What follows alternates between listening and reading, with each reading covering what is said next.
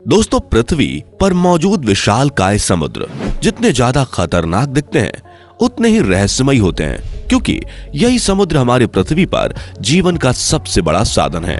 तभी तो पृथ्वी की सतह पर जितने जीव रहते हैं उससे कई गुना ज्यादा जीव समुद्र की गहराइयों में जीवित हैं।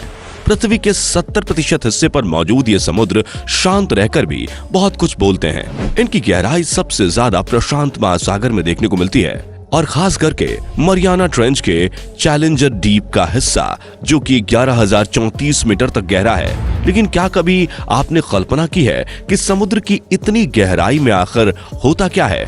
जब इंसान समुद्र के नीचे गहराई में जाता है तो उसे क्या क्या देखने को मिलता है? आज इसी रहस्य से पर्दा उठाने वाले हैं। बस हमारे साथ इसी तरह से बने रहें। आइए दोस्तों, सबसे पहले बात करते हैं समुद्र की सतह से 1 किलोमीटर नीचे के बारे में। आखिर जब हम समुद्र से 1 किलोमीटर नीचे जाते हैं तो हमें कैसा नजारा देखने को मिलता है? आप ये जानकर हैरान हो जाएंगे कि एक मनुष्य समुद्र की गहराई में मात्र 800 फीट यानी कि कुल 250 मीटर तक की गोता लगा पाया है। इससे नीचे की गहराई में जाने की हिम्मत किसी को नहीं हुई, क्योंकि समुद्र के जितना गहरे में हम डाइव करने की कोशिश करते हैं, पानी का प्रेशर उतना ज्यादा बढ़ने लगता है, जिससे तैर पाना मौत को न्योता देने के बराबर है। अधिक प्रेशर की वजह से मनुष्य के फेफड़े पूरी तरह से फट सकते हैं। और अगर हम पृथ्वी के सबसे बड़े मैमल्स यानी कि ब्लू व्हेल की बात करें तो ब्लू व्हेल समुद्र में 500 मीटर की गहराई तक जा सकती है, ताकि अपना शिकार ढूंढकर अपनी पेट पूजा कर सके। और समुद्र की 750 मीटर की गहराई में हमारी पनडुब्बी जा सकती है। लेकिन अगर इसके नीचे जाने की कोशिश करी तो प्रेशर इतना ज्यादा होगा कि उसके प्रभाव से पनडुब्बी ब्लास्ट हो सकती है। आप ये जानकर आश्चर्य में पड़ जाएंगे कि समुद्र में सबसे गहराई में पाया जाने वाला जीव भी अभी तक केवल 3 किलोमीटर तक ही नीचे पाया गया है। और समुद्र की इतनी गहराई में अंधेरा इतना ज्यादा होता है कि आप कल्पना भी नहीं कर सकते। अगर हम समुद्र की ओर और ज्यादा गहराई में जाएंगे तो तापमान गिरता चला जाएगा, और कुछ समुद्री ज्वालामुखी भी वहां मौजूद होंगे जो वातावरण को जिंदा रहने के लायक बना देते हैं, ताकि मुश्किल हालातों में रहने वाले जीव थोड़ी बहुत राहत के साथ समुद्र की गहराइयों में अपना जीवन चला सकें। हालांकि ये कौन से जीव हैं और किस तरह से इतनी गहराई में अपना जीवन चलाते हैं, इसके बारे में मनुष्य अभी भी जानने की कोशिश कर रहा है। लेकिन अगर हम पानी में और भी ज्यादा नीचे जाएंगे, जहां हम सूर्य की एक किरण भी नहीं देख पाएंगे, तो वहां होगा घना अंधेरा। और इस तरह हम समुद्र के सबसे गहराई वाले पॉइंट पर पहुंच जाएंगे, मरियाना ट्रेंच के चैलेंजर डीप पर, जो कि कुल 11,034 मीटर तक गहरा है, यानी कि कुल 11 किलोमीटर तक गहरा है। अगर हम इसकी तुलना दुनिया की सबसे ऊंची चोटी माउंट एवरेस्ट से करें, तभी माउंट एवरेस्ट की चोटी चैलेंजर डीप से 3 किलोमीटर छोटी पड़ेगी। अब हम इंसानों का तो इतनी गहराई में उतर पाना नामुमकिन सा है, लेकिन हमारे मनुष्यों ने मशीनों को पानी के अंदर अध्ययन करने के लिए भेजा है, और इन्हीं मशीनों की सहायता से हम समुद्र के सबसे एक्सट्रीम गहरे पॉइंट पर पहुंच गए हैं। और अब हमारा सवाल यह है कि सबसे गहरे पॉइंट के नीचे आखिर क्या है, यानी कि समुद्र की गहराइयों में सबसे निचला हिस्सा, उसके नीचे क्या होता है? तो दोस्तों, हमारी पृथ्वी अलग अलग लेयर से बनकर तैयार हुई है, ये तो आप भी जानते हैं। और जो सबसे ऊपरी लेयर होती है वो है क्रस्ट की लेयर, जिस पर पूरा जीवन समाया हुआ है, और इसी पर हमारा समुद्र टिका हुआ है। लेकिन समुद्र में क्रस्ट की यह लेयर 5 से 10 किलोमीटर तक ही मोटी है।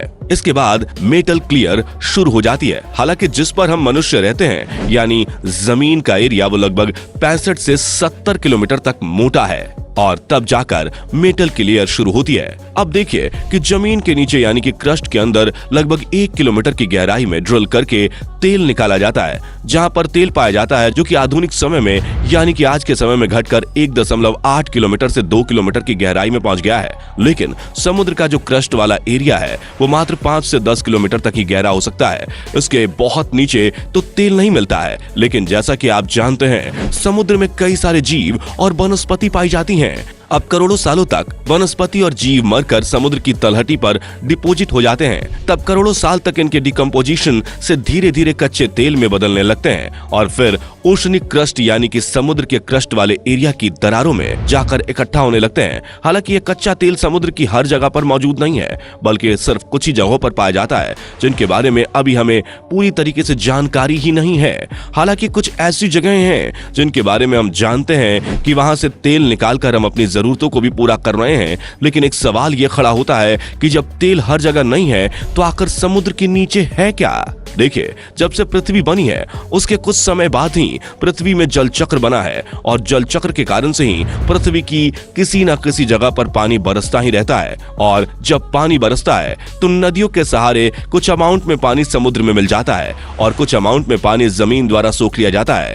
यह प्रोसेस पृथ्वी की हर जगह पर होता है। जहां यह सोखा हुआ पानी आज हम हैंडपंप और बोरवेल जैसी चीजों से निकाल लेते हैं, और ये सब चीजें तो पानी निकालने के लिए आज के समय में ही कर रहे हैं, लेकिन पहले के समय में तो हैंडपंप जैसी चीजें नहीं थी। तो करोड़ों साल तक बरसता हुआ पानी आखिर गया कहां? जो कि पृथ्वी पर पहले ही मौजूद पानी जल चक्र के कारण पृथ्वी के विभिन्न भागों में बरसकर पृथ्वी के हर हिस्से में समान रूप से फैल रहा था। जी हाँ, बिल्कुल सही सोच रहे हो, यह सारा पानी जमीन के अंदर मौजूद है और यह करोड़ों सालों से स्टोर है। जब पृथ्वी पर पानी आया था और जल चक्र के कारण पृथ्वी के विभिन्न भागों में फैल गया और करोड़ों सालों तक स्टोर होते हुए पृथ्वी के क्रस्ट के नीचे की मेटल के नीचे और ऊपरी सतह पर जाकर स्टोर हो चुका है, जिसके बारे में एक बहुत ही बेहतरीन स्टडी की गई, जिसमें पता चला कि समुद्र के नीचे भी पानी ही है और ये पानी बहुत समय से जमीन के नीचे स्टोर है।